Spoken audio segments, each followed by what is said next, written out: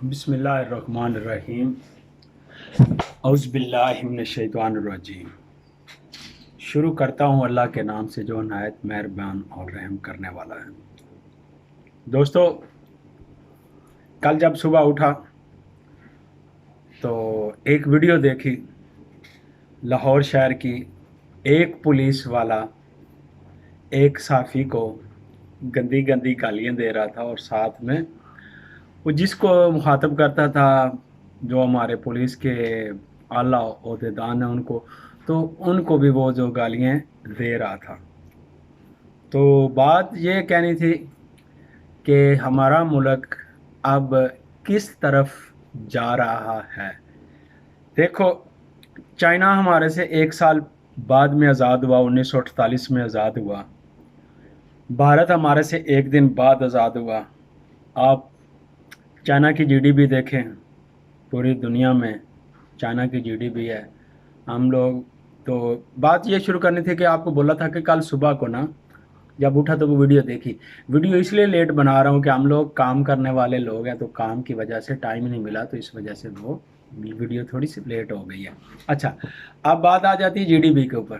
China ہمارے سے 1 سال بعد آزاد ہوا، اور انہوں نے ایک فیصلہ کیا کہ ہم دنیا کی انڈسٹری کو نا ایک تالا لگائیں گے، اور وہ تالا انہوں نے لگا دیا۔ آپ دنیا کے کسی بھی کونے میں جائیں گے تو آپ کو چائنا کی پروڈکٹ ملے گی، اور اس میں ہر کوالٹی ملے گی، اچھی کوالٹی، نارمل کوالٹی، سلو، ہر قسم کی کوالٹی ملے گی۔ یہ تو ہوگی چائنا کی ترقی کی بات، اور دنیا کی دوسری کی تیسری بڑی جی ڈی پی ہے ان کے پاس۔ اب جاتے ہیں انڈیا کی طرف۔ انڈیا بھی رقبے کے لحاظ سے بہت بڑا ملک ہے، اور عوام کے لحاظ سے بھی وہ بہت ہی ایک بڑا ملک ہے۔ اس کی بہت زیادہ آبادی ہے، چائنا کے بعد اس کی دوسری بڑی آبادی ہے، پہلی تو چائنا کی ہے۔ اس آبادی کا سرکٹ جس طرح کے بھی وہ چلا رہے ہیں، لوگ ہیں وہاں پہ بھی جو دیہاتوں میں ہیں وہ غریب کی زندگی گزار رہے ہیں، کافی لوگوں کے پاس اتنی سہولتیں نہیں ہیں، لیکن پھر بھی انہوں نے دنیا کی 5ویں بڑی جی ڈی پی کیسے بنا لی، یعنی کہ دنیا کے 5ویں نمبر پہ ان کی جی ڈی پی آ گئی۔ اب بات آتی ہے ہمارے ملک کی۔ کیا بات کرتے ہیں کہ جب کسی ملک کی کوئی بات کرے نا تو کہتے ہیں کہ تمہارے ملک میں کیا ہے، تو اس کو بتانا چاہیے کہ میرے ملک میں یہ ہے، کہ میرے ملک میں یہ ہے۔ ہر انداز انسان صحافی جو بھی ہے وہ اپنے طریقہ کار سے بتاتا ہے، لیکن سب سے پہلی بات یہ ہے کہ میرے ملک میں 100 میں سے 40% ایسی زمین ہے جو زرخیز ہے اور ایک لیول پہ ہے۔ اس کے اگر ایک طرف پانی کی بوند پھینکو گے نا تو وہ اگر پانی زیادہ ہوا تو وہ دوسری طرف خود چل کے جائے گا، تو اور اس کا ایک لیول ہوگا۔ اس کے بعد شمالی علاقہ جاتے ہیں، پہاڑی علاقہ بھی ہے، اس میں مختلف معدنیات ہیں۔ سب سے بڑی معدنیات ہے کہ جو میں دنیا کو فخر سے بتاتا ہوں، اور مجھے اس پہ فخر محسوس ہوتا ہے کہ میں پاکستانی ہوں۔ جب لیگزینڈر کے زمانے میں لیگزینڈر جہلم کے مقام پہ آیا تو اور اس کے گھوڑوں نے وہاں پہ جب اس نے اپنے گھوڑوں کو وہاں باندھا تو اور وہ رات کو وہ گھوڑے جو ہے وہ پتھر چاٹنے لگے، تو ان کے فوجی اور وہ جرنیل صاحب وہ پریشان ہو گئے کہ گھوڑے یہ پتھر کیوں چاٹ رہے ہیں۔ تو جب انہوں نے خود وہ پتھر اٹھا کے اس کو منہ پہ زبان پہ لگایا تو اس کا ٹیسٹ نکلا نمک۔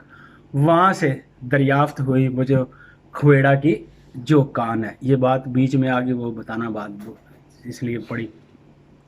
ہمارے پاس سب سے بڑی پراؤڈ والی بات ہے، پوری دنیا کے عالم سمندر میں جاتے ہیں، وہاں سے سمندر کے پہاڑ کھود کے، ان کے سمندر کے نیچے تہہ میں جو پہاڑ ہیں ان کو کھود کے، یا پانی کے جو بھی ان کے طریقہ کار ہیں ان سے وہ نمک دریافت کرتے ہیں، اور ایک ہی کلر کا وہ نمک لائے کے آتے ہیں، سفید رنگ کا۔ تو جب وہ اس کو پیسا جائے گا تو وہ سفید ہوگا، تو موٹا اور بریک اتنا بڑا اس کا پیس نہیں نکلتا، لیکن واحد ایک میرا ملک ہے جس پہ میں پراؤڈ ہے۔ آگے بات اس کو واپس اسی جگہ پہ لے کے آؤں گا کہ جس میں 7 رنگ کا نمک نکلتا ہے۔ اگر اس کان میں جائیں گے تو آپ کو وہاں پہ وہ سیمپل بنے ہوئے پڑے ہوں گے، سبز رنگ کیا نام ہے، سرخ رنگ کا پتھر نمک، کالے رنگ کا نمک، ब्राउन कलर का नमक, सफ़ेद कलर का नमक, उसमें बहुत ज़्यादा आपको उस किस्म की नमक की किस्में मिलेंगी। ये एक प्रोडक्ट की बात। दूसरी बात, अल्लाह ताला ने हमें इतनी मादनियात से नवाजा हुआ है ना कि जो आप एक एक बक अगर उस चीज़ को बताने चाह रहा हूँ तो ये वीडियो तो 3-4 घंटे में चली जाएगी, लेकिन मैं इसी बात के ऊपर इसको टॉपिक को ख़त्म करता हूँ कि हमें अल्लाह ताला ने बहुत ज़्यादा मादनियात से नवाजा हुआ है। कोयला है, तेल है, गैस है, इसके अलावा लोहा है, तांबा है, पित्तल, सिल्वर, ये सब दातें भी अल्लाह ताला ने हमें नवाजी हुई हैं, चाहे हम किसी वजह से निकाल नहीं सकते या किसी पाबंदी की वजह से ये बातें बात की हैं। तो अब ये कहना पड़ा है कि हमारी दुनिया की 5वीं बड़ी जीडीपी ना, दुनिया की 25वीं बड़ी जीडीपी है, 5वीं तो इंडिया की है। लेकिन एक बात हमको माननी पड़ेगी कि दुनिया की पब्लिक की सबसे बड़ी जीडीपी जो है ना वो पाकिस्तान की है। गाली गलौच में, बदअखलाकी में, बदतमीज़ी में, रूल को फॉलो ना करना, रूल के ऊपर कायम ना रहना, अपने आप को खुद जज समझना, अपने आप को खुद हुक्मरान समझना, अपने आप को खुद एक अच्छा वकील समझना, अपने आप को एक अच्छा पुलिस वाला समझना, आपको एक अच्छा आर्मी का बड़ा ओहदेदार समझना, आपको एक इस तरह बताता जाऊंगा तो सारे महकमे में बता दूंगा। एक वापटा में बड़े काम करने वाला एसडीओ या एक्सियन समझूंगा कि जो मेरे इख्तियार में है वो वापटा वाले को इख्तियार में नहीं है। खुदारा हम किस तरफ जा रहे हैं, सिर्फ बात ये समझने की है। अगर आप दुनिया के साथ मिलना चाहते हैं, आप अपने बच्चों का अच्छा मुस्तकबिल चाहते हैं, आप अपने बच्चों को और अपने आप को अच्छी ज़िंदगी देना चाहते हैं, तो आगे निकलो, अपने हकूक़ मांगो, कानून के दायरे में रह के। हुकूमत से गुजारिश करो कि हमें कम से कम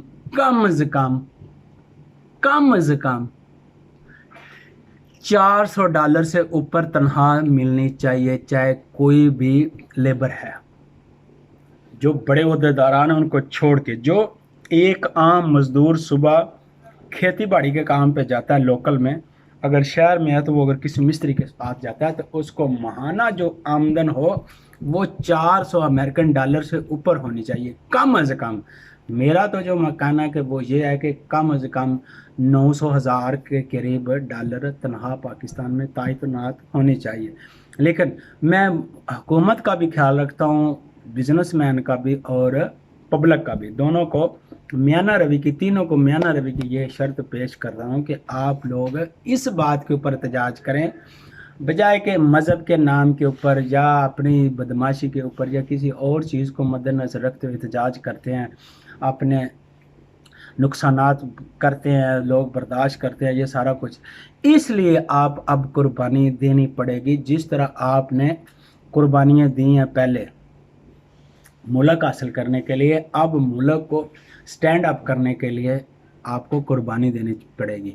तो आखिर में यही बात करूँगा कि जो भी हमारे पुलिस के आधा ओहदेदारान हैं जिनके पास कंट्रोल होता है, उनको ये बताना हम चाहते हैं कि आज आपको पुलिस वालों ने गाली निकाली है ना, तो आपको शायद बहुत रंजिश होगी, तो हम आपके दुख के साथ बराबर के शरीक हैं।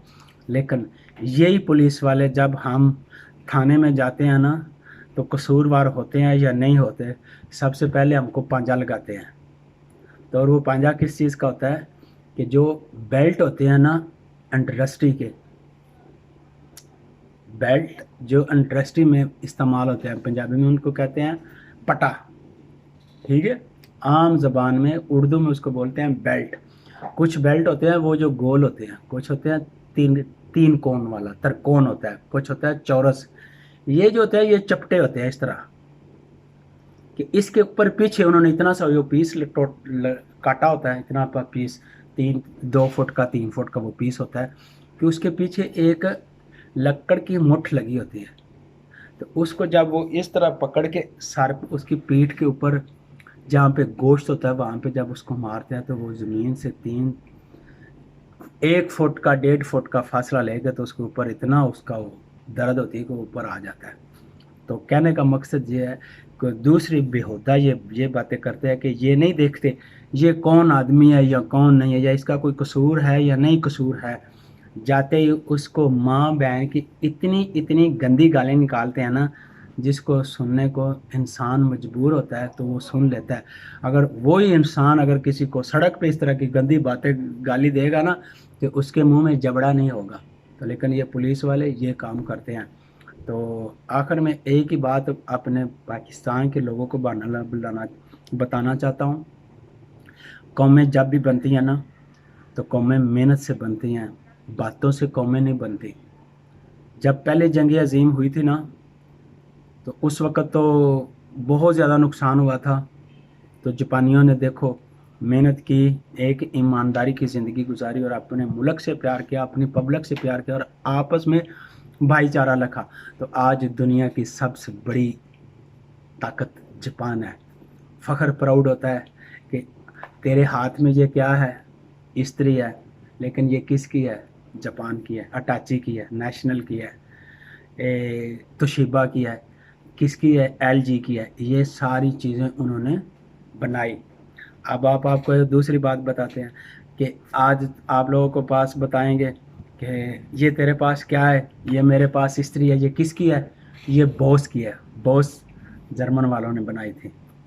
تو اس طرح کی یہ کوئی اگر آپ کے پاس موٹر آ گئی الیکٹرک موٹر تو یہ کس کی ہے؟ یہ سیمنز کمپنی کی ہے۔ تو یہ کس نے سیمنز کن کیا ہے؟ جاپانیوں جرمن کی ہے۔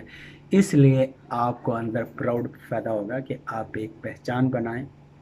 تو جب ہٹلر نے اسٹالن کے ساتھ جنگ کی تو اسٹالن کو اس کو کیا نا ہٹلر کو شکست ہوئی، تو آپ کو پتہ ہوگا دوسری جنگ عظیم میں بہت زیادہ نقصان ہوا، تو جرمن صفر ہو گیا تھا۔ تو یہ بھی آپ کو بات بتا دوں، 1964 میں پاکستان سے جرمن نے قرضہ لیا تھا، تو آج ان کی جی ڈی پی بھی دنیا کے ٹاپ میں جی ڈی پی آتی ہے۔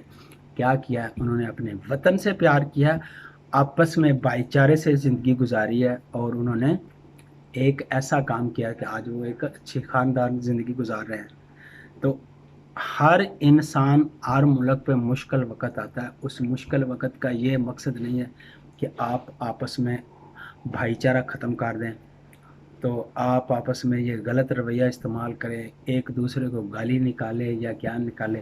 تو رہ گئی اب بات آخر میں صافی برادری سے بھی کروں گا۔ اب صافی اس طرح ہو گئے ہیں کہ جس طرح کوئی کھیر ہے، چمچ لگائی کھا لو، کھیر ہے۔ صافی اب لوگوں نے کیا طریقہ نکالا ہے کہ لوگ اس طرح کرتے ہیں کہ پیسہ کمانے کے لیے انہوں نے یوٹیوب کا رخ بدل لیا، وہ بھی نہیں دیکھتے کس کے آگے مائک کرنا ہے یا کس کے آگے نہیں کرنا، یا کیا کرنا ہے یا کیا نہیں کرنا۔ تو اپنی صحافت برادری کو بھی یہ پیغام دینا چاہتا ہوں کہ خدا را آپ بھی ذرا ہوش سے چلیں، ہر آدمی کو نہیں چھیڑیں۔ لوگ صبح کوئی پرے کس حالات میں آتا جاتا ہے، آپ کو پتہ ہے ملک کے جس طرح کے حالات ہوئے ہیں، تو انہی باتوں کے اوپر 15 منٹ سے اوپر بات چلی گئی ہے، تو باتیں تو بہت ہے کرنے کو، لیکن انہی بات کے اوپر اس بات کو کلوز کرتے ہیں۔ آپ سب کے لیے دعا گو ہے کہ اللہ تعالیٰ آپ سب کا حامی و ناصر ہو۔ تو خدا کے آگے دعا کرتے ہیں کہ ملک میں انتشار اور غیر ضروری جو مطلب پرابلمیں آ رہی ہیں، ملک میں مسئلے آ رہے ہیں، ان سے اللہ تعالیٰ ہمیں معافی فرمائے اور ہر انسان کو ایک میانہ رہی زندگی گزارنے کی توفیق عطا فرمائے۔ والسلام، خدا حافظ۔